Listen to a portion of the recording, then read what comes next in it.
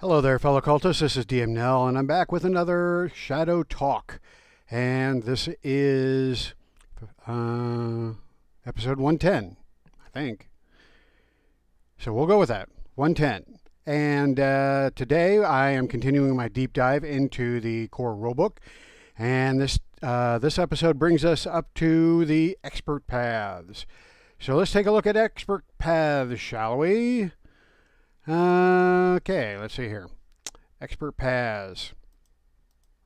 All right, so let's back up just a little bit. So as you have heard from my previous videos, this game is built around the concept of multi-classing.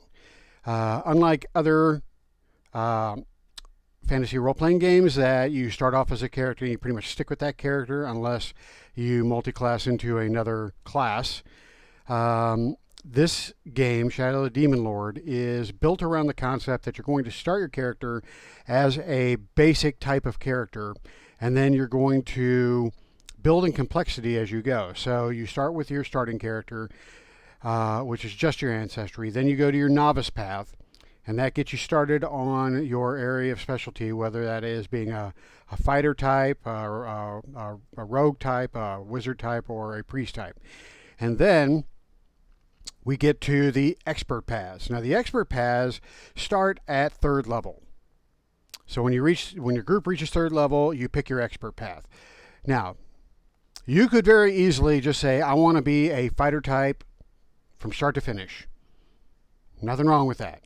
So you can start your career as a warrior novice path, and then choose the fighter expert path. And then when you go to the master path, you pick a fightery type there, which we'll get to in a future video. Or when you get to the expert path, you could decide, you know what? I want to take my character in a totally different direction, and I want to start dabbling in priestly magic. So then you could go from a warrior to a paladin. Or you could say, you know what? I want to I started off as a warrior, but I want to kind of dabble in magic. So you could go from warrior to sorcerer, or spellbinder. So there's a lot of different ways that you can take this game, and I think that's one of the draws and one of the benefits of this game is that it is so customizable that you can play it hundreds of times and never have the same type of character, which is very unlike other TTRPGs such as D&D, in that you're basically playing in D&D. You're basically playing one of the classes they give you, and that's pretty much it. You can customize to a certain degree, but it's more of a pain in the ass, both for you and for the DM. So Shadow the Demon Lord builds it right into the system, as I've mentioned before. So the expert path is the next point where you can customize your character. So let's take a look at the expert path chapter. Chapter 4. When your group's level reaches 3, everyone in it chooses an expert path. The paths described in this chapter represent the most common paths taken by people living in the Northern Reach. Others may be available at the GM's discretion. Expert paths are arranged in 4 broad groupings that evoke the 4 novice paths. Each one describes a route you can take to grow your power and ability. Although your novice path might suggest an expert path, such as priest choosing a path of faith, you can freely choose any path you like, provided the choice makes sense in the context of the story. So, expert story development talks about how you preferably would want to use your character's development as a logical progression based on what has happened to your character's story up to this point, right? So if you started off as a warrior, but you're caring more about people's health and protecting them and being more of a defender type, then you may want to go into a more priestly role in your expert path. If that's your calling. Or the same thing is you might have been a wizard, but you happened upon a magical wand or an incantation or two, and you got a taste for magic. So now your character is branching off into magic. So, the story of your character should kind of develop organically within the game, but it doesn't have to. This is just suggesting that would be, the most natural way for your character to develop. All right, so expert benefits. As your ancestry and your novice path, as with your ancestry and novice path, your expert path grants benefits based on your group's current level. Follow the instructions in the path description and record any talents you gain on your character sheet when you choose your expert path. When your group reaches 6 or 9, you gain additional benefits from your expert path. So just like with the novice path and with the ancestry, when you reach a certain level, you get a benefit for that level in your expert path. Choose an objective. Player characters have objectives, goals that impel them to further their training, to take risks and explore the world. An objective can be something nebulous or specific, noble or selfish, or good or evil. If you've been playing your character for a while, you should have a sense of what drives your character based on what has happened in the game so far. Come up with something your character wants or hopes to achieve, and make a note of it somewhere in your character sheet. So, achieving your objective. Your objective should be your primary goal throughout your time as an expert character, and what you do and the decisions that you make should bring you closer to achieving it. To make this happen, tell the Game Master what you hope to accomplish and explain the reasons why you chose your objective. Okay, so this is basically developing your personal character's story. Now, really depending on the type of campaign your Game Master or Dungeon Master is running, this may or may not be possible. The reason I say that is because remember that Shadow of the Demon Lord is designed so that you can play a very short campaign. So one session equals one level, typically. Now, that's not how I generally run it. I run it as one adventure equates to one level. So an adventure could run multiple sessions. But, the game is designed for one session per level, or one level per session. So if you're doing one level per session, your character development is probably going to be very minimal. However, if you're doing more of a long-form campaign, then you can focus on character objectives. So if you want to randomize it, of course, there's a table for it. This game has tons of tables. So the character objectives table is here on the next page, and if you roll D20, then you can pick anything from you want to make somebody suffer to you want to make the lands and people safe to you want to prove to everyone that you are in fact a badass. So, these just give you a reason for being. If you don't develop one on your own, if you don't have a reason for being developed organically in a story, use the table instead. All right, so then you've got the paths, the various paths that it mentioned a moment ago. So you have your paths of faith, which include and these are expert paths. So these include your cleric, your druid, your oracle, and your paladin. So again, these are extensions of the novice characters. So the paths of fate would be a natural extension for the priest character, the priest novice character. So a priest novice character wanting to continue that path of faith would go into one of these four. Then you have your paths of power. So these would be your arcane types, your wizard if they want to continue on a wizardly path, your magician if they want to continue on a magical path. They would choose a path of power, which would be the artificer, the sorcerer, the witch, or the wizard. And then you have your paths of trickery. So a thief or rogue would go into one of these paths of trickery, which would be the assassin, scout, thief, or warlock. And then you have your paths of power. So your warrior could continue their warrior ways by going into the berserker, fighter, ranger, or spellbinder path. So these are these are just recommendations. As I mentioned, your warrior could go into the path of power if they wanted to, or a path of trickery, or a path of faith. It's up to you completely, but use the story development as you want to. These are just ways of organizing these expert paths into categories that that make sense. All right, choosing a second path. So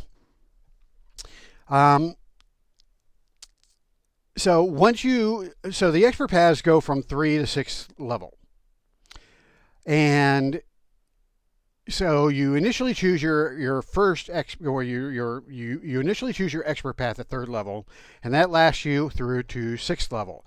At 7th level, you go on to a master path normally. But what this is saying is that you have an option. Instead of going into a master path, you can instead choose a second expert path. And that means that you never actually gain a master path.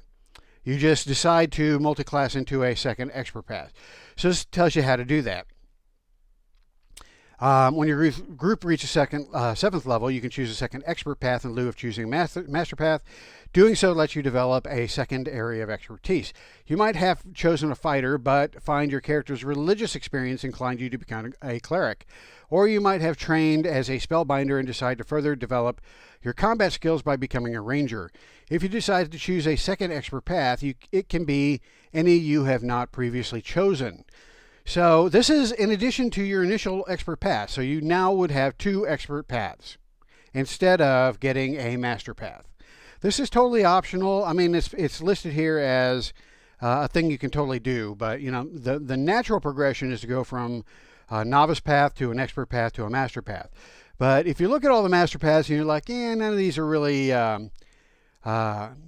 stoking my creative fires here, but another expert path does, then you can definitely go that route. So if you choose to take a second expert path, then your second path grants you a talent. If your second path grants you a talent you already have, you choose one of the following options. Increase one attribute by your choice by 1, and add 1 profession to your list of professions. Discover a tradition, or learn 1 spell. And then your second path benefits, you gain the following benefits at the indicated level. At 7th level, you gain the level 3 benefits from your second expert path. At 9th level, you gain the level 9 benefits from one of your expert paths. And then at 10th level, you gain a level 6 benefit from your second expert path. All right, so that's how that works. And so anyway, I have only seen this done once, and I've run 5 campaigns now, and I've only had one player choose to get a second expert path. Most of the time, they do go into the master paths. All right, so expert path descriptions. Let's go into each of these. So first of all, we have the artificers. The artificers push against the boundaries of magical research by merging science and magic into something new. Most artificers begin their careers as magicians or engineers, though anyone with a penchant for making mechanical wonders might pursue this path. Artificers learn to use their magic to piece together bits of gear to create useful devices, from armor to weapons, bombs to simple tools. Eventually, they can imbue spells in these devices to create even more powerful gear. So again, there's a table here. If you if you are skipping ahead and you're creating your character at the expert level of 3rd level, then you can choose to roll on this table to decide how your character decided to, or to figure out how your character decided to go into becoming an artificer. So you can determine it randomly here by rolling on this table, excuse me.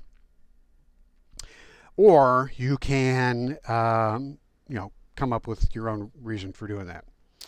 All right, so what do you get as a level 3 artificer? First of all, your attributes, you increase 2 by 1. Your characteristics, your health increases by 2, and then your power increases by 1. Languages and professions, you can either speak another language or add 1 academic area of knowledge.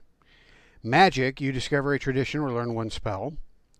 And then the artificer's bag. You have a bag filled with spare parts. that you use to create the equipment that you need. You measure the number of parts in gold crowns, though the parts are worthless to anyone other than you or another artificer. The gold crown value of these spare parts is equal to twice your group's level. You can use an action to begin assembling parts from your bag into a suit of armor, a weapon, ammunition, or engineering an item,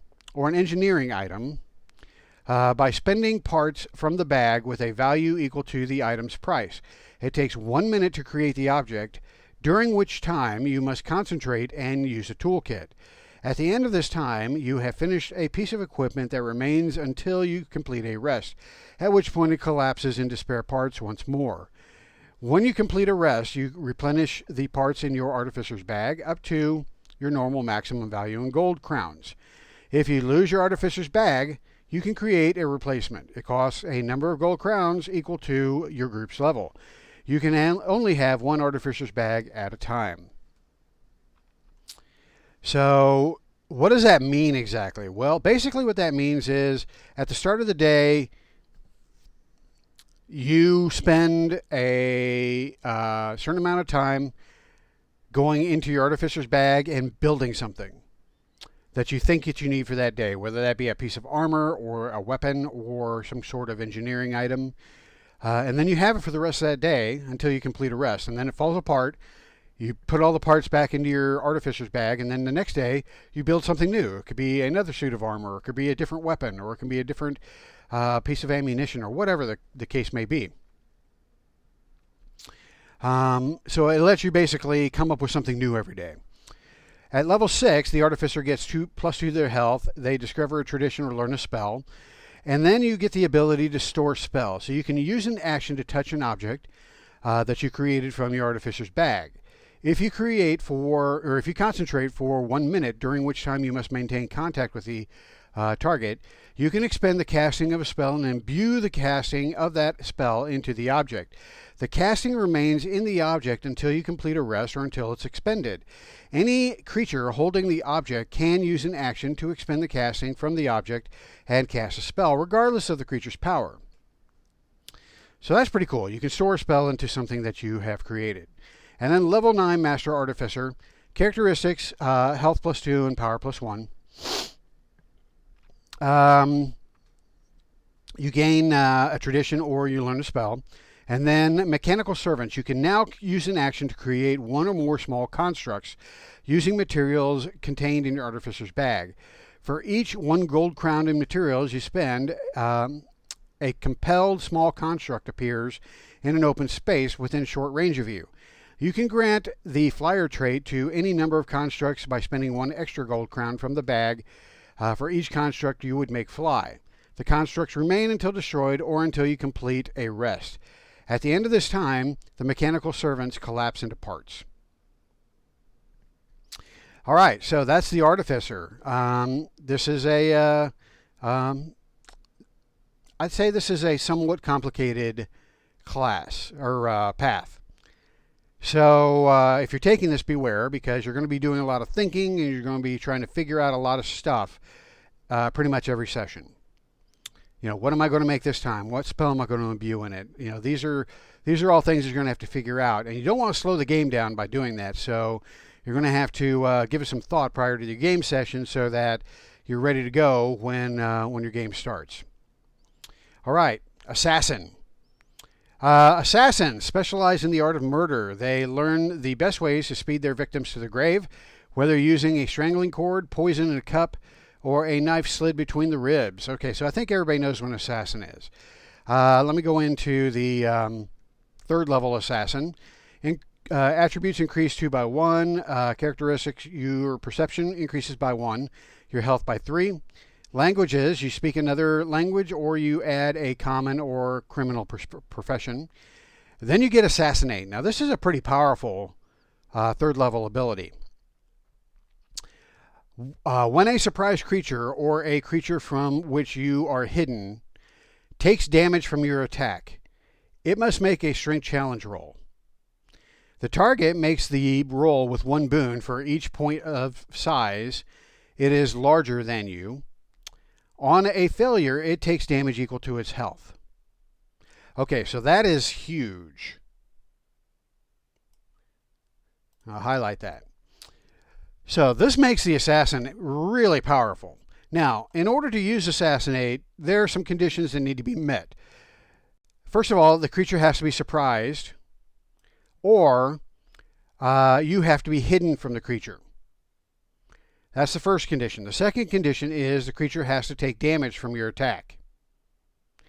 And then the third condition is that it has to make a strength challenge roll. Or it has to fail a strength challenge roll. So if those three conditions happen, then you can take a creature that has 100 health and no damage, and you can make its damage equal its health. So you can take a creature that has no damage whatsoever, assassinate them, and make their health or make their damage equal their health score, which instantly drops them. That's powerful. That is tough. So beware DMs of characters that run an assassin. You really need to emphasize these three conditions that need to occur before an assassination attempt can take place. Optimally, an assassination attempt is something that is set up. It's not something that you should be allowing your character or your player to go into a battle and think that they're going to go from creature to creature and assassinate them. It shouldn't work that way. This should be something that they set up in advance to try to take down something by planning it out so that they can take the creature by surprise, either by an ambush or finding some way to become invisible, or finding some way to hide from them, and be able to launch an attack that would cause that creature to be surprised, or that creature didn't perceive you, and therefore you are hidden when you make your attack. So, yeah, that's a lot. That's a lot of responsibility for the game master to prevent the assassin from being, just a killing machine and you're steamrolling your campaign. So beware. If you have a player that takes the assassin, you're going to have some work to do. All right, disguise expertise. If you have the disguise kit, you can use an action to expend a use from the kit to don a disguise. Okay, so this kind of goes along with assassinate. You are trying to take people by surprise. So you disguise yourself as an ally so that you can try to take your target by surprise and stab them in the back and assassinate them or slit their throat. So that's why this fits with the assassin, because you're trying to disguise yourself to enable you to get close to your intended victim. And then quick reflexes. You can use a triggered action on your turn to hide or to retreat. So this enables you to hide as a triggered action. So this is where it gets tricky for the DM, because this is a valid and rules legal course of action. You could enter a round and your assassin decides that they are going to take a slow turn. So when they get to the slow turn, they use a triggered action to hide. And then they're still on the slow turn. They use their move to get into a position where they can, while hidden, where they can attack their intended target. And then as an action, they can attack that target. So if that target didn't make a perception challenge roll to see that character hide, then the assassin can trigger an assassinate attempt. Now, I strongly recommend you read, the DM read what it takes to hide. I believe it was highlighted in the playing the game section. You also want to ensure that you are reading the rules for obscurement and cover, all those things come into play. But hiding, you have to be able to hide behind something or within something. So you have to be able to hide either behind an object, within shadows, or behind an area of obscurement. And if you are out in the open when you start and your opponents are aware of you, if you make a hide attempt, you have to again duck behind something. But if something observed you ducking behind something, then you're not technically hidden from it. You may be obscured, but the thing has already seen you and they saw you duck behind that thing. So you're not hidden from them. So you have to make a stealth check, and it doesn't say that here, but you have to make a stealth check in order to be able to be sneaky about the whole thing and to be able to hide without somebody perceiving you ducking behind something or blending into the shadows or whatever. So again, this can be really, really tricky. So the DM has to prepare, and the player has to not be a dick about it. They have to be aware of the fact that you have to set up an assassination attempt.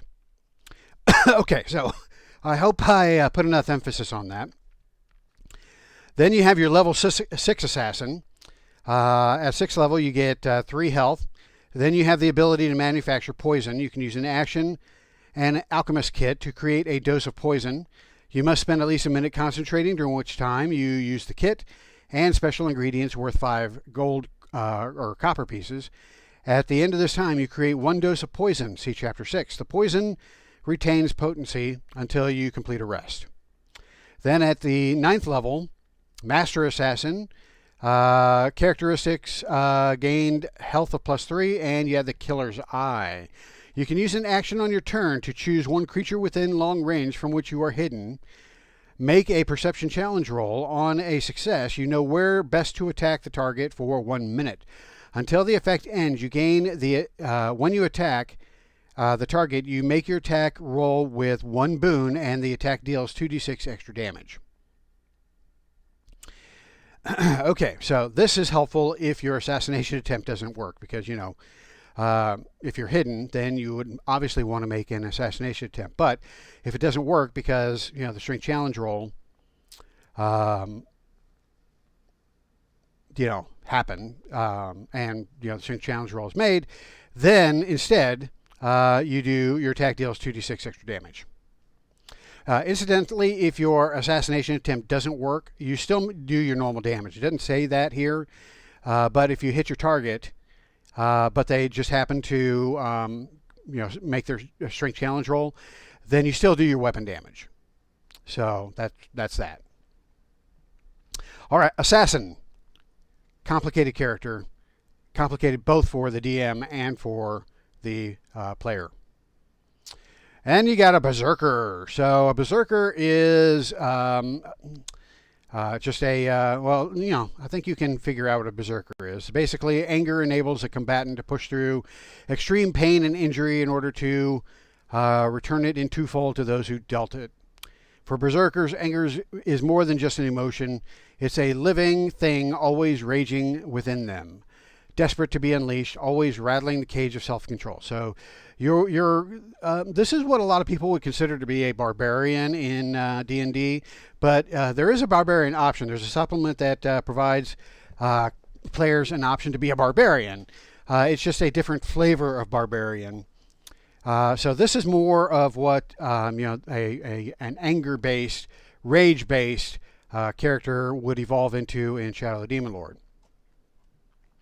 So a level 3 Berserker increases 2 attributes by 1. They have health +6, and then they go Berserk. If you are not fatigued when you take damage, you can choose to go Berserk. If you go Berserk, you gain all the following benefits and drawbacks for 1 minute, or until you become unconscious. You gain a +10 bonus to health. You cannot be charmed, compelled, or frightened. You make attack rolls with 1 bane. Your attack with weapons deal an extra 2d6 damage, and you must take a fast turn whenever possible and use an action on each of your turns to attack, relying on a charge if necessary.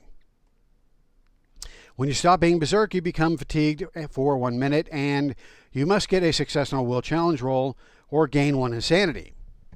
Then you got Fury Unleashed. If gaining insanity would cause you to go mad, you go berserk instead, even if you are fatigued. While you are berserk in this way, your GM controls your character. At the end of each round, the GM rolls a d6. On a 5 or higher, you stop being berserk and reduce your insanity total by 1d6, plus your will modifier, minimum of 0. Then you become fatigued for 1 minute. If you were already fatigued, you take instead a d6 damage. Then you have Iron Hide. You have a +1 bonus to defense if you are not wearing medium or heavy armor. A level 6 Berserker gains +6 health. They gain the Ferocious Wrath talent. While you are Berserk, you have a +2 bonus to speed, and you make attack rolls against frightened targets with 1 boon. Then you have the Frightful Wrath talent. When you go Berserk, each creature within short range who is not a member of your group must get a success challenge roll on a will challenge roll or become frightened for 1 round. A level 9 Berserker gains another +6 to their health. Then they gain Reckless Strike talent. When you attack with a melee weapon, you can choose to make the attack roll with 1 Bane to deal 2d6 extra damage on a success. So this can be a pretty powerful damage dealer. Then we have the Cleric. So I think everybody knows what a Cleric is. I'm not going to go into the description. What do you gain as a Cleric? Attributes at 3rd level, you gain you increase 2 attributes by 1. Characteristics: health +4, power +1. Languages: you can speak another language, at an academic area of knowledge, or add a religious profession. Magic: you discover 1 tradition associated with your religion as shown on the religious traditions table in chapter 3, or you learn 1 spell. Conviction: you make a will challenge rolls with 1 boon when you roll to resist the effects of the frightening and horrifying traits. And then Icon of Faith. Talent: you choose 1 tradition that you have already discovered and is associated with your religion. When you cast an attack spell from that tradition while you are wielding or wearing a holy symbol, you make the attack roll with 1 boon, and creatures rolling to resist the attack roll make their challenge rolls with 1 Bane. As a level 6, you have characteristics: health increase of +4. You learn 1 spell, and you have the Empowered Symbol talent. When you cast a spell from the tradition you chose for the Icon of Faith, that deals damage or heals damage. The spell deals or heals a d6 extra damage. So it kind of builds on the Icon of Faith. And then level 9 Master Cleric, health +4, power +1. You learn a spell, and then you have the Divine Power talent. The benefit from the Icon of Faith apply to any attack spell you cast from a tradition associated with your religion, and not just the one you chose for Icon of Faith. All right, so that's your Cleric. Then we go into Druids. Druids, again, I'm not going to go into what a Druid is. Most of the Druids in this game, if you're using the core setting, they venerate the old gods, such as the Horned King, the Maiden in the Moon, and the Queen of Summer. So a Druid at 3rd level, they gain 2 attributes increased by 1, health +4, power +1. They can speak another language or add a religious or wilderness profession. They discover the life, nature, or primal tradition, or they learn 1 spell from these traditions. And then they get the Druid Mysteries talent. You learn the ancient Druidic mysteries as part of your initiation. You can do all the following: identify any animal or plant you see, know if water or food that you can see are safe to consume, accurately predict the weather up to 24 hours in advance provided you are outside and can see the sky, move at full speed across difficult terrain created by natural terrain features, and when moving across natural terrain only when you choose. Then a level 6 Druid gains health +4. They learn a spell, and they gain the Tree Walker talent. Once per round, when you're moving, you can move into a space occupied by a living tree and immediately exit from a space occupied by a tree within medium range of the tree whose space you entered. You can choose to exit from the tree that you entered, moving into an open space. So I believe there's a D&D counterpart to this. I forget what it's called, but basically you walk into a tree here, you step out of the tree over here. So it's kind of like a short teleport. And then level 9 Master Druid, you gain health +4, power +1, you learn a spell. And then you have the resist elements talent. You are never at risk of becoming fatigued from exposure. You take half damage from cold, lightning, thunder, and fire. All right, then you have the fighter expert path. So again, everybody knows what a fighter is. So jumping right into level 3 fighter, you get an increase of two of your attributes by 1. You get a +5 increase to your health. You speak another language or add a profession to your list of professions. Then you get the fight with anything talent. If you attack with a weapon or an improvised weapon whose damage die is less than 1d6, you treat the damage die as 1d6. In addition, when you attack with a weapon or improvised weapon, you make the attack roll with 1 boon. Finally, your strength counts as 2 higher for the purposes of meeting armor and weapon requirements. Then you have the fighter talent. You can choose 1 fighter talent from the ones described below. So what are the fighter talents? You have fight with 2 weapons. You have the half attack. You have powerful attack, precise attack, shield bash, swift reload, and swift shot. So those allow you to do different things. Let's see, the fight with 2 weapons. When you attack with 2 weapons, you reduce the number of banes from the attack by 2. So you remember a couple of videos back when we were doing playing the game, it talked about attacking with 2 weapons. And this allows you to reduce the banes from attacking with 2 weapons by 2, which is a big deal if you like doing the double a weapon thing. Those of you that are fixated with Drizzt, you can definitely do that sort of thing. Half attack. When you attack with a polearm or staff, you can use a triggered action to attack with the other end of the weapon. So gig bash, yeah. You make the attack roll with 1 bane, and the attack deals a d6 damage. So you make your normal attack, and then with a triggered action, you bash with the other side. That's pretty cool. Powerful attack. When you attack with a heavy weapon, you can make the attack roll with 1 bane to deal 2d6 extra damage. So you're sacrificing accuracy to gain more damage. Precise attack. When you attack with a swift weapon, you can make the attack roll against the target's agility instead of its defense. That can be pretty cool.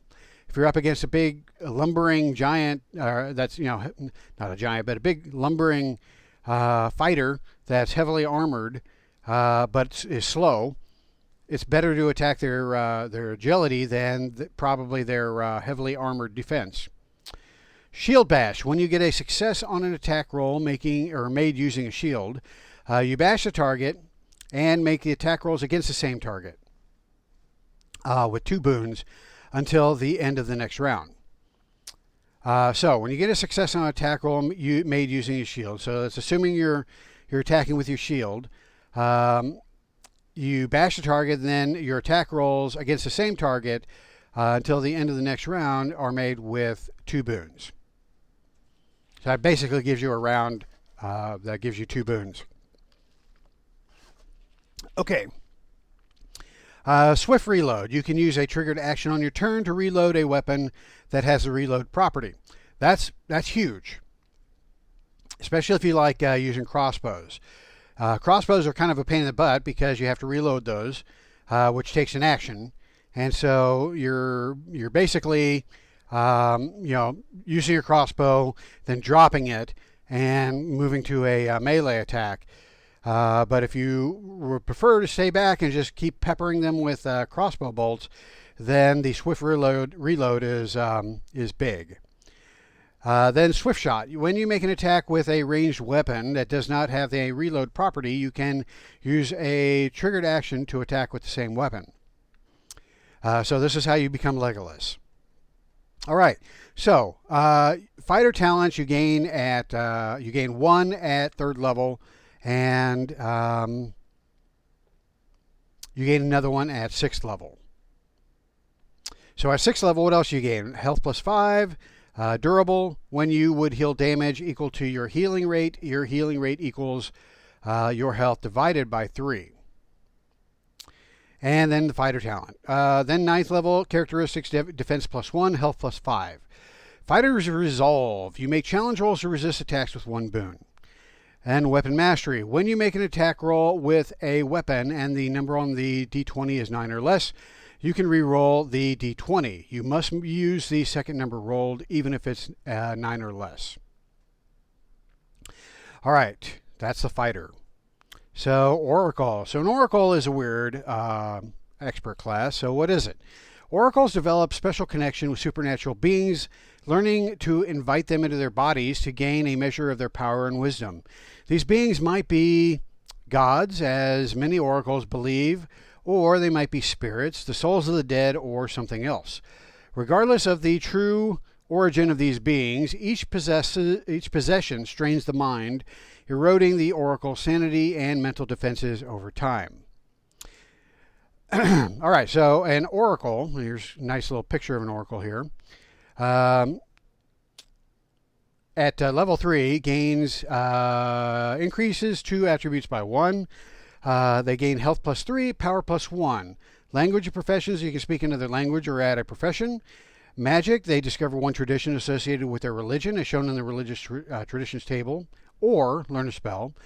And then they gain the divine ecstasy talent. They can use an action to enter a state of divine ecstasy that lasts for 1 minute. You gain the following benefits for the duration.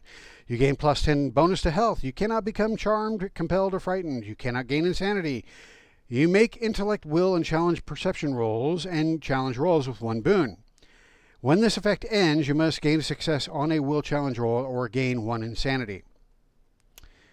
You can use this talent a number of times equal to your power. You replenish your uses when you complete a rest. Level 6 Oracle gains plus 3 to health, learns a spell, and then gets the Commune with the Gods talent.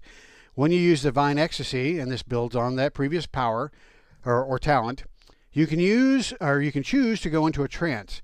If you concentrate until the effect ends, you can ask the supernatural presence up to 3 questions that can be answered with a yes, no, or maybe.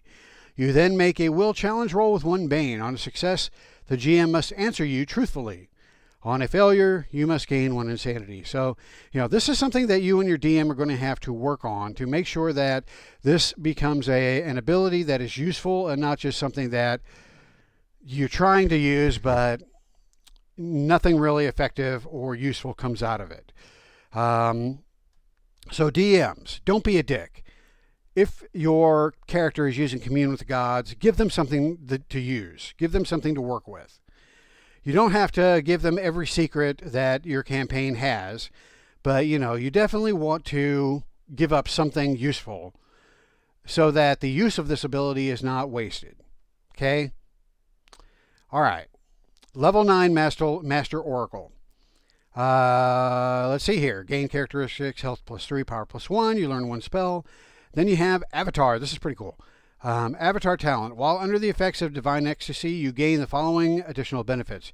You gain plus 1 benefit to defense. You make strength and agility attack rolls and challenge rolls with 1 boon.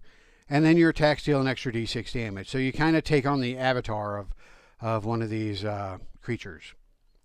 Okay, so an Oracle. Definitely a support character. I've never seen one actually played, but there you go. If you like playing support characters, it's got some interesting characteristics. So then we go into Paladin. Everybody knows what Paladin is, so I'm not going to dwell on that backstory. But what does a 3rd level Paladin get? Well, they get their attributes increased by 2, their characteristics, health plus 4, and power plus 1. You discover 1 tradition associated with your religion or learn 1 spell. And then you have the Divine Cause talent. When you would make a challenge roll to resist an attack, you can expend the casting of a spell. You make the challenge roll to resist the attack with a number of boons equal to the rank of the spell whose casting you expended.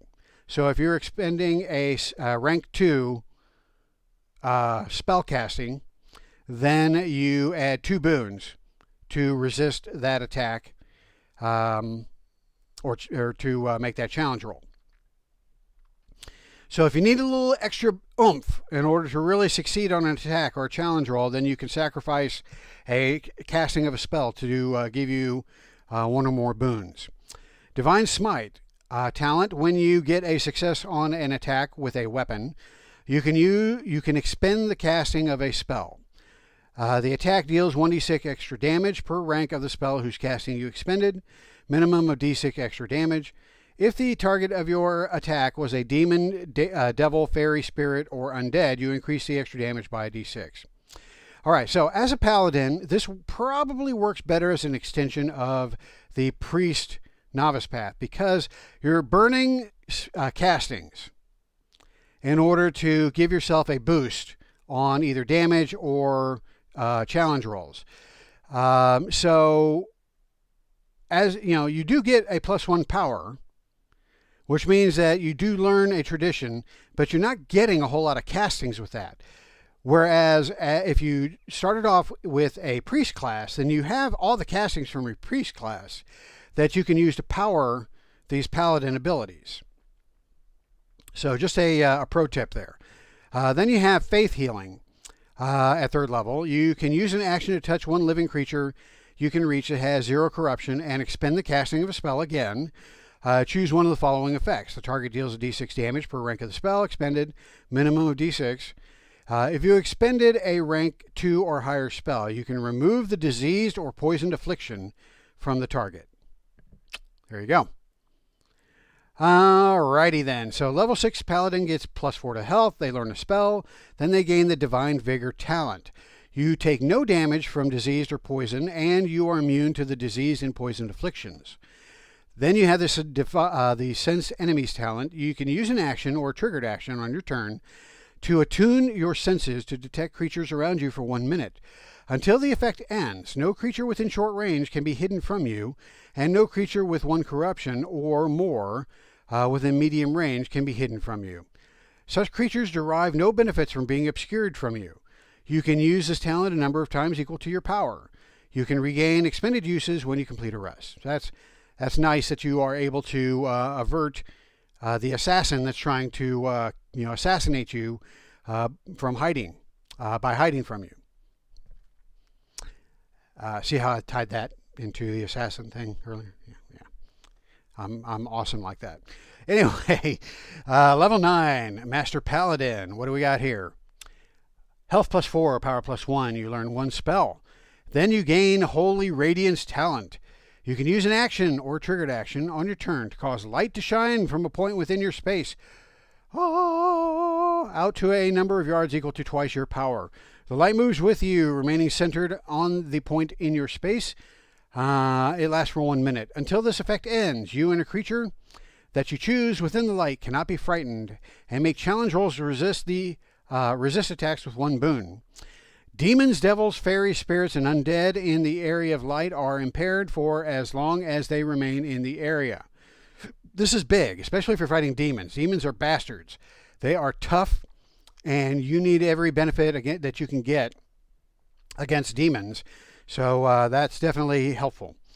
You can use this talent a number of times equal to your power. You regain expended uses when you complete a rest. All right, Ranger. Everybody knows what a Ranger is. I'm not going to do the background there. What does a Ranger get? Level 3 Ranger gets an attribute increase 2 by 1. Health +8, Perception +1. They add 1 wilderness profession to their list of professions, and they gain the Alertness talent. You make perception rolls with 1 boon. In addition, you cannot be surprised while you are conscious. Hunt Prey. You can use an action or a triggered action on your turn to designate 1 creature you can see as your prey. The target remains your prey until you use this talent again. The target remains your prey until you use this talent again. You become unconscious or you complete a rest. Your prey grants you 1 boon on attack rolls you make against it, and 2 challenge rolls you make to track it. Natural lore. You make challenge rolls to recall useful information about animals, plants, geography, and nature with 1 boon. A level 6 ranger, health +4, expert guide, talent. You always know which direction is north. You can always retrace your steps. In addition, when you travel overland, everyone in your group that has speed lower than yours moves at your speed. Expert tracker. When you find tracks, you can make an intellect challenge roll on a success. You learn a useful piece of information about the creature or creatures that made the tracks. Again, DMs, don't be a dick. Give them something good to work with there. And then level 9, Master Ranger. Characteristics, health +4, Master Hunter. Creatures you designate as your prey from your use of the Hunt Prey talent cannot hide from you. As well, your attacks against your prey deal 1d6 extra damage. Relentless Pursuit. When a creature you designate as your prey from your use of the Hunt Prey talent moves, you can use a triggered action to move up to half your speed. All right, pretty nice. I like that version of the Ranger. There's like a billion versions of the Ranger, and they're all kind of meh. That one's not bad. I kind of like that one. All right, so then you have a Scout. So what is a Scout? A Scout possesses a number of talents to help them sneak ahead, gather crucial information, and slip away without the risk of being detected. In groups, they shoulder the burden of ranging ahead alone, moving from shadow to shadow, hardly making a sound as they venture into the unknown dangers to find out what lies in wait. As dangerous as their methods can be, Scouts rely on their keen senses and good instincts to anticipate trouble before it comes calling. Should they find themselves in a tough spot, they can usually slip away to get help in dealing with the danger that they uncovered. All right, so what do we have here? A level 3 Scout increases 2 attributes by 1, perception +1, health +3, and speed +2. Speed +2 is nice. You can speak another language or add a wilderness profession. Alertness. You make all perception rolls with 1 boon. In addition, you cannot be surprised while you are not unconscious. Forward Observer. This talent, when you make challenge rolls to hide or sneak when you are farther away than short range from other members of your group, you make the roll with 1 boon. Quick reflexes. You can use a triggered action on your turn to hide or retreat. And then trackless. When you move across solid ground, you leave tracks only if you choose to. A level 6 Scout gains health +3 and the Reveal Weakness talent. You can use an action or triggered action on your turn to choose one target creature within your reach. For 1 round, each member of your group that attacks the target makes the attack roll with 1 boon. And then level 9 Master Scout gets health +3 and the Low Blow talent. When the target of your Reveal Weakness talent takes damage, you can use a triggered action to attack the target. All right, so those are nice, especially if you have characters that like to do that sort of thing in their adventures. Also, the Ranger and the Scout work best if you have mostly an outdoors adventure. Not so much urban adventures, although it doesn't expressly state that these abilities only work in the wilderness, but it makes more sense. So if your campaign is going to be mostly in a city, I would probably encourage your players to not go with these 2 expert paths. All right, now we have the Sorcerer. So what are sorcerers? So in the lore of this game, a sorcerer is a okay, well, let's just read it here. So, the Chalasians are the invaders that ultimately created the empire. So, when the Chalasians brought sorcery to rule in the days before the empire's founding, they brought living weapons, basically. These sorcerers spent their lives in hoods and chains until such times as they were needed to release their dread power. As instrumental as they were in defeating the Witch King's legions, sorcerers were often as dangerous to their allies as they were to their enemies.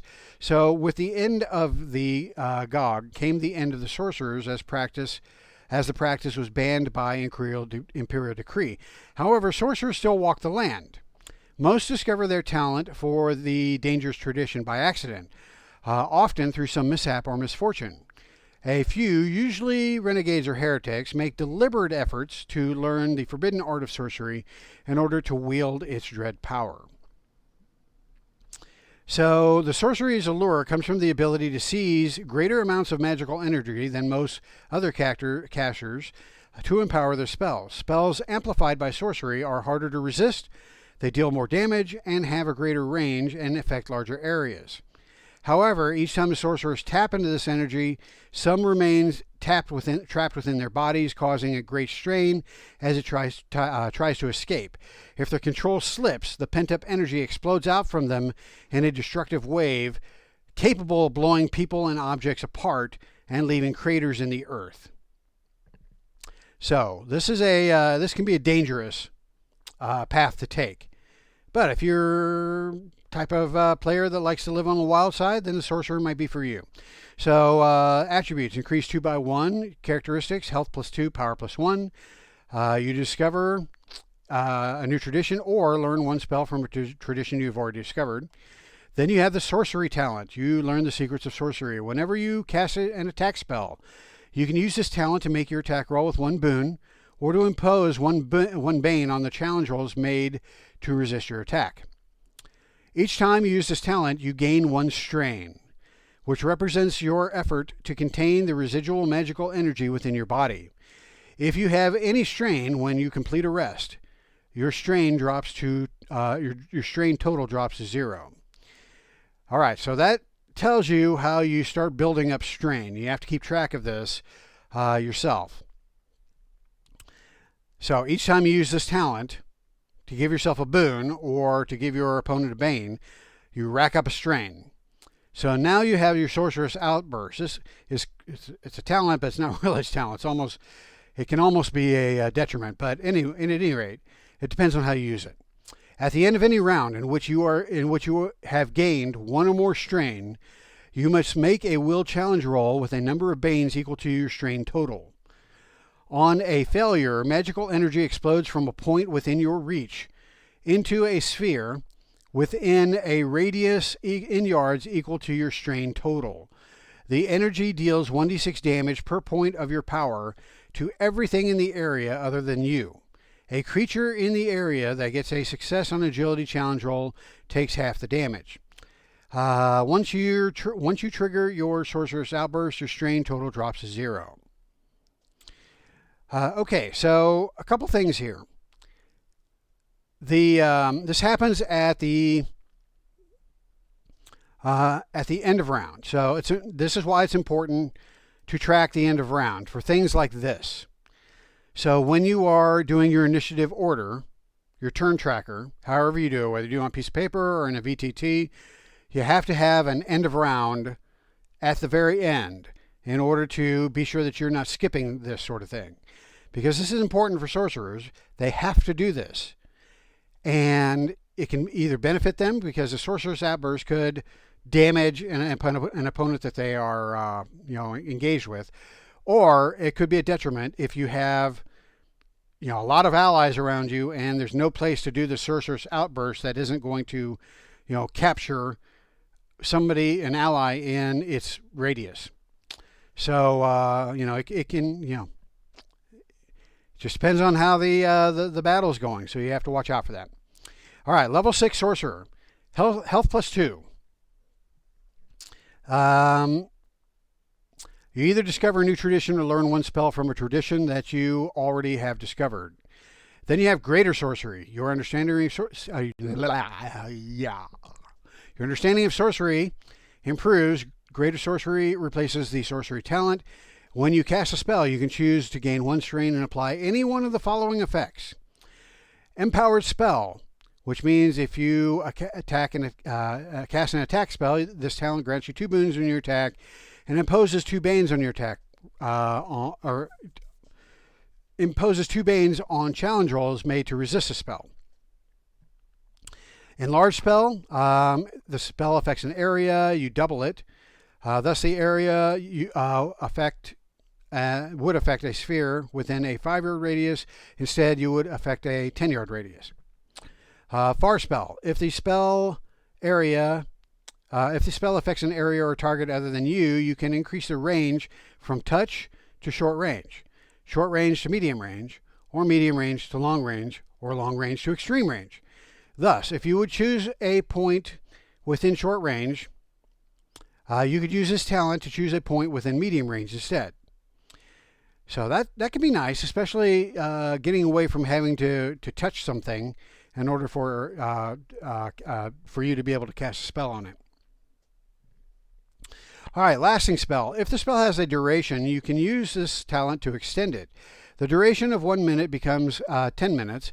10 minutes becomes 1 hour. 1 hour becomes 8 hours, and 8 hours becomes 24 hours. So that can be nice, depending on what you're casting. And then potent spell. If you cast an attack spell that deals or heals damage, you can use this talent to increase the damage dealt or healed by the spell. If the spell deals damage or heals damage to one or more targets, each target takes damage or heals 2d6 extra damage. If the spell deals or heals damage over time, the spell instead deals or heals 1d6 extra damage. All right, those are all pretty nice options. Then you have the level 9 Master Sorcerer. Characteristics include health +2, power +1. You either discover a new tradition or learn a spell from a tradition that you have already discovered. Then you gain the Sorceress Blast. You can release your strain as a blast of magical energy. You must have at least one strain in order to use this talent. You can use an action to reduce your strain by 1 and make an intellect or will attack roll against the agility of one creature or object within medium range. On a success, the blast of energy hits and the target takes 2d6 damage. So that's a pretty nice way of directing your Sorceress Blast. All right, so Sorcerer. Complicated, but can be fun. I've had a couple of sorcerers in my games, and they can be a little bit unpredictable. All right, Spellbinder. What the hell is a Spellbinder? Well, to even the odds against iron-wielding trolls, the fairies devised the art of spellbinding, a technique that allowed them to channel magical energy into their weapons. Armed with bronze swords lined with limed, I don't know. All right, so they got eldritch flames around their weapons and bows capable of loosing empowered arrows. The spellbinders could cut through their enemies' defenses, driving back or outright destroying their monstrous creations. All right, so basically you are putting magic into a weapon that you are fighting. So you're still a fighting character using a weapon, you're just imbuing that weapon with magic. All right, so level 3 Spellbinder. Increase 2 attributes by 1. Health +3, power +1, and then magic. You either discover a new tradition or learn one spell from a tradition you've already discovered. In addition, you learn the Spellbound Weapon spell described below. So the Spellbound Weapon spell is a spell. You touch one weapon you reach and you imbue it with the magical power that lasts for 4 hours. Until the spell ends, you gain the following benefits with the target weapon. The weapon counts as your implement. The weapon grants you 1 boon on attack rolls you make with it. If the weapon is within 1 mile of you, you can use an action to teleport it to your hands or to your feet if your hands are full. You can use an action to touch the target weapon and remove all damage from it, even if the weapon is destroyed, provided you have at least a fragment of it. Sacrifice. You can use a triggered action to expend a casting of the spell. Until the end of the round, your attacks with the weapon deal extra damage equal to your power. All right, so that's the Spellbound Weapon.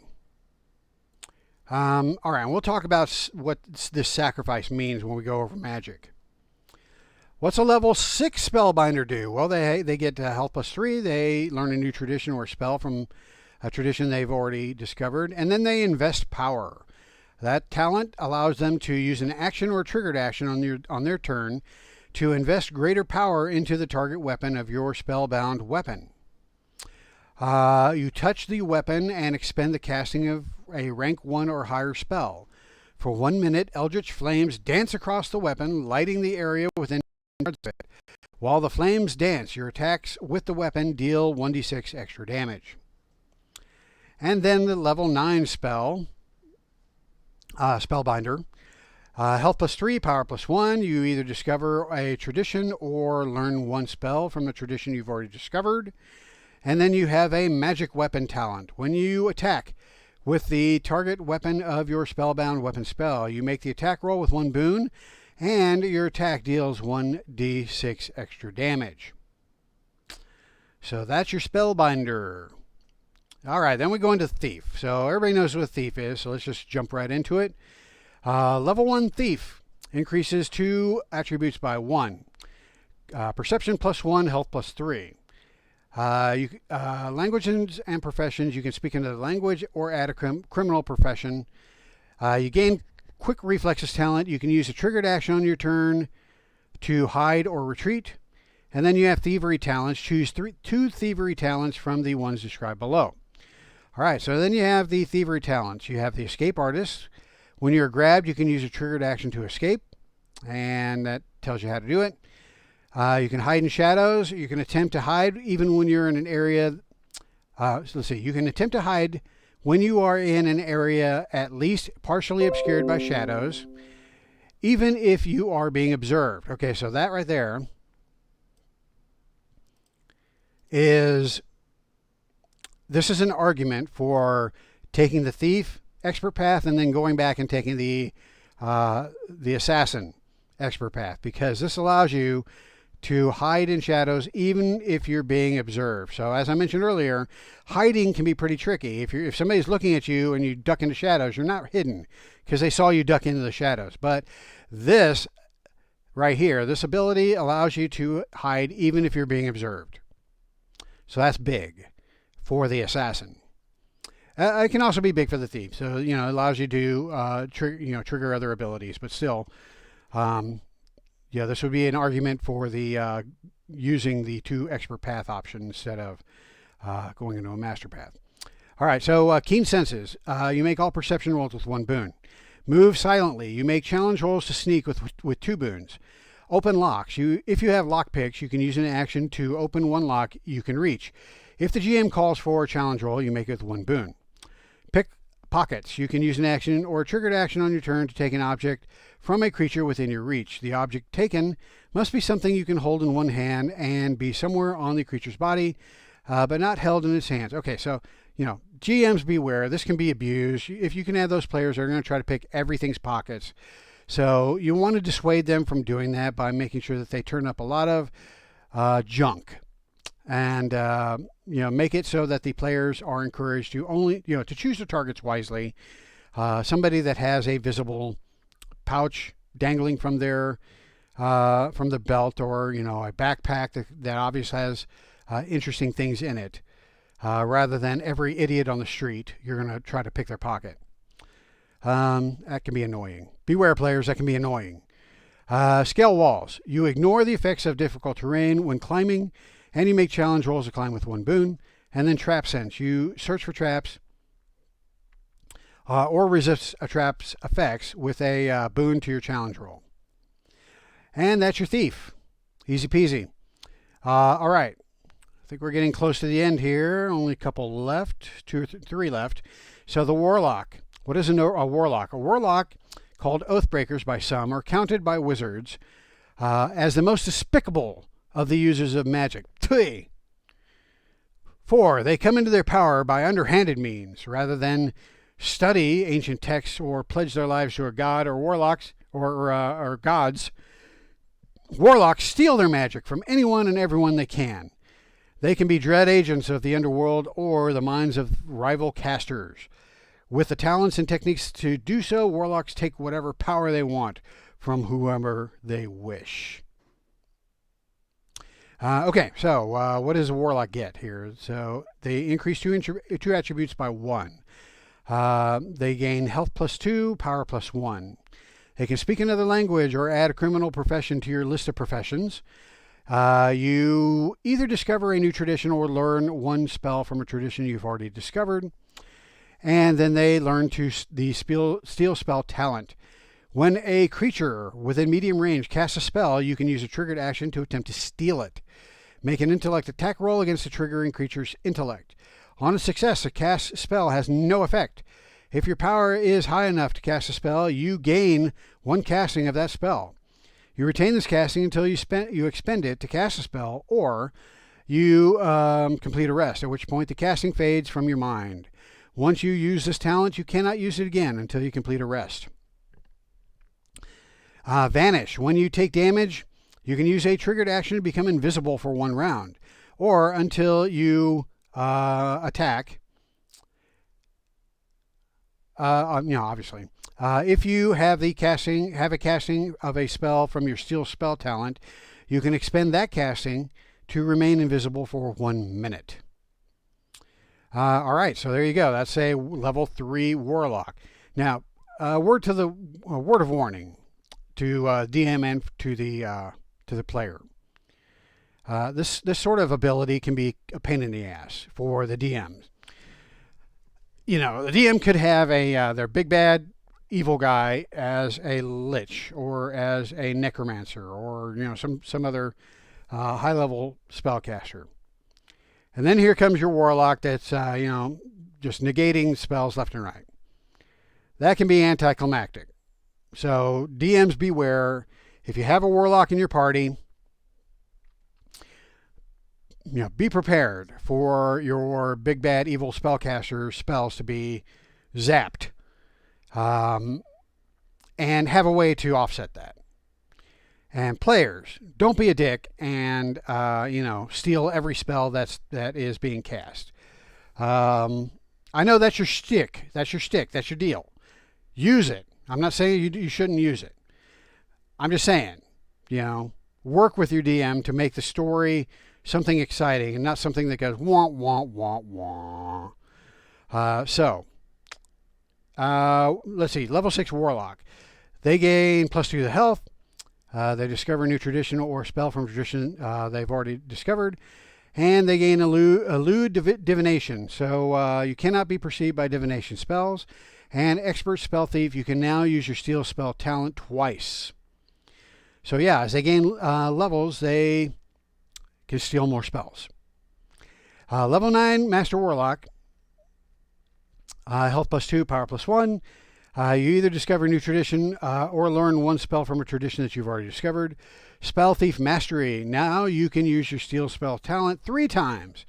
As well, you are always stealing the triggered. You always steal the triggered spell, and can cast it regardless of your power. And then Vanishing Escape. When you use your Vanish talent, you can also teleport to an open space within short range. All right, so a warlock can be kind of a pain in the ass for a GM. So beware. If you're going to have a big bad evil guy spellcaster, they should have plenty of spellcasting minions to help out. Help offset the warlock. All right, so not to nerf the warlock. Okay, so GMs, don't be a dick. Don't nerf the warlock player. Challenge them. That's your job, is to challenge them and to make an exciting encounter. Don't nerf them, but just beware, because the warlock will nerf you if you're not careful. All right, so a witch. She's a witch. How do you know she's a witch? Let's see here. I channeled a little bit of Monty Python. All right. Witchcraft is as old as humanity. With roots in fairy magic, witchcraft represents the first attempts to understand and tame the magic in the world. Early practitioners blended their efforts to control magic with religious belief, and that mingling remains with its practitioners today. Witches command great magical power, but do so through religious customs and ceremonies handed down through the centuries. Witches who began their training as priests see their art as an expression of their faith, while those who began as magicians often take a more scholarly approach to their religious practices. Witches adopt, not often, but they adopt a particular style or a peculiar style of dress. Men and women both favor dark garments of homespun cloaks and sturdy boots for walking, and tall, pointy hats. All right, a level 3 witch. Increase 2 by 1 attributes. Health +2, power +1. You can speak another language or add an academic area of knowledge or common or wilderness profession. You discover a tradition or learn one spell, and then you gain the guidance talent. When a creature that can hear you and understand what you would say would make a challenge roll, you can use a triggered action to offer that creature guidance. The creature makes the roll with 2 boons. That's a way of buffing one of your allies. Witchfire. You learn the Witchfire spell, which is described below. Witchfire is a concentration spell up to 1 minute. For the duration, you become invisible and a ball of green fire appears centered on a point you can reach. When the effect ends, you teleport to an open space of your choice within 1 yard of the fiery ball. When you cast a spell, and again each time you use an action to concentrate on it, you can move the fiery ball up to 10 yards and attack one creature within 1 yard of it. Make an intellect or will attack roll against the target's agility. On a success, the target takes 2d6 damage. An attack roll of 20 plus, the target takes a d6 extra damage. Level 6 witch, health +2, discover a tradition or spell. Then they get a flying broom. Well, of course they do. You use an action to touch a broom and expend the casting of a spell. You imbue the broom with magic that remains for a number of hours equal to your power, plus the rank of the spell whose casting you expended. So you want to have, a few points of power in there to last the entire Quidditch match. See what I did there? Yeah. Anyway, until the effect ends, while you sit on the handle, you can move by flying. You can carry 1 or more passengers whose total size cannot exceed 1. All right, level 9 Master Witch. Characteristics, health +2, power +1. You discover a tradition or learn a spell. Lasting Bond talent. You can use an action to forge a bond with one creature within short range that can see and hear you. If the target is willing, you can become connected until you die. Target dies, or you use this talent again. Until the effect ends, you and the target make all perception rolls with 1 boon. You are within medium range of each other. Whenever you or the target heals damage, the other heals half the damage provided you are within medium range of each other. Finally, you can use an action to cause an image of the target to appear on a reflective surface you can see within short range and remain there for as long as you concentrate. The image reveals the target and the area within short range of it. I had a witch in my last campaign, and I never saw them use this, so that's interesting. All right, so that's the witch. The wizard. So everybody knows what a wizard is, but let me tell you, I've run a wizard the one time that I was able to play in a Shadow of the Demon Lord campaign, and they get a lot of spells. And I'll show you why. So a level 3 wizard increases 2 attributes by 1. They have a health boost of +2 and power +1. You can speak another language or add another area of scholarship. And magic, you either discover a new tradition or learn one spell from a tradition you've already discovered. All right, so then you get the grimoire. With a grimoire, you acquire a tome filled with magical lore. The tome grants 1 boon on intellect challenge rolls you make to recall information about magic. In addition, the tome also contains spells you have discovered during your travels. Your grimoire holds 3 spells up to of a rank you can cast. The spells belong to any tradition, even a tradition that you have not yet discovered. That's big. But the spell must be at least rank 1. For the purpose of gaining corruption from learning certain spells, choosing a spell to include in your grimoire counts as learning it. Finally, if you learn a spell already in your grimoire, you can add another spell to your grimoire of a rank minimum 1 you can learn and cast. You can create additional grimoires to hold more spells or to replace a grimoire you have lost. That's big. To create a grimoire, you must spend 48 hours to create a book using exotic materials worth 5 gold. When you complete a work, you can inscribe any 3 spells of a rank that you can cast in the book. All right, so when you get the grimoire at 3rd level, from that point on, you can, you are gaining 3 extra spells of a tradition that you don't even need to learn. And you can keep making grimoires and getting more spells. So the wizard is the spell master. That's the way to go if you want to be just lobbing spells out left and right. Otherwise, most of the spellcasters in this game are pretty limited to just the traditions that they learn and just the spells that come with those traditions.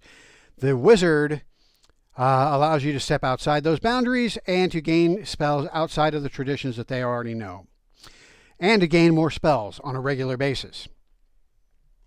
There's a cost associated with that, but there you go.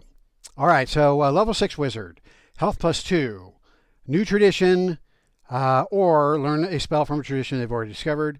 Spell expertise, increase the number of castings for all rank 0 and rank 1 spells you have learned. And then you have a level 9 Master Wizard. Characteristics, health +2 and power +1. Magic, you either discover a new tradition or learn 1 spell from a tradition you've already discovered. Spell mastery, you master the art of casting spells and can express this mastery with 6 spell points. When you cast a spell, you can spend a number of spell points equal to the spell's rank, minimum of 1, to cast a spell without expending a casting, or to cast a spell for which you have no castings remaining. You replenish all spell points spent when you complete a rest. All right, so that can be a pretty potent ability for the Master Wizard. That basically lets you, gives you 6 extra castings right there. Up to 6 extra castings, I should say. All right, and that's it. Those are your extra paths. All right, this was a long video, but there are a lot of extra paths to go through, and some of them are new to you because you're new to Shadow of the Demon Lord, and you don't know what an Oracle is, and you don't know what a Spellbinder is. So, had to take a little extra time to go through those. But at any rate, those are your expert paths. A lot of cool options here. So, once you get past the novice path, if you survive, then choose your expert path wisely. For your next choice will, presage your effectiveness in your campaign. And next up, Master Paths. So we'll tackle that in a future video. All right, thanks for watching. Appreciate all the views. Subscribe if you don't mind. I could use all the subscribers I can get. Trying to get to 1,000. As of today, I have... come on, phone, recognize my face. As of today, I have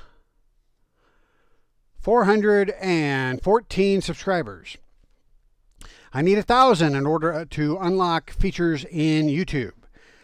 So if I can get you guys to subscribe, that'll help me out, and I can do more stuff in YouTube to make my channel more interesting. Until then, all I can do is throw these lousy videos at you. So I'll keep throwing these lousy videos at you if you subscribe. So and also view my videos. That also helps. Thanks for watching. Hail the Demon Lord, and I'm out of here. And how do I turn this damn thing off?